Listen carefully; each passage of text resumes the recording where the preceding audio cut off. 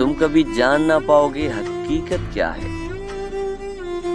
जिंदा होते हुए मर जाने की वहशत क्या है।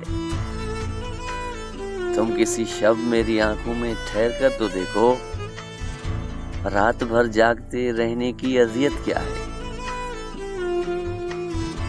तुम कभी जान ना पाओगे हकीकत क्या है। जिंदा होते हुए मर जाने की वहशत क्या है। तुम किसी शब मेरी आंखों में ठहर कर तो देखो, रात भर जागते रहने की अजियत क्या है। पूछ उस शख्स से जिसको तू मुयस्सर ही नहीं।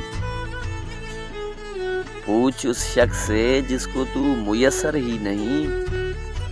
आंख भर के तुझे तकने की सहूलत क्या है। याद करना तुझे खुद ही कई पहरों लेकिन। याद करना तुझे खुद ही कई पहरों लेकिन। खुद ही फिर सोचते रहना कि ये आदत क्या है। यूं तो हर चीज मुयस्सर है जरूरी लेकिन। यूं तो हर चीज मुयस्सर है जरूरी लेकिन।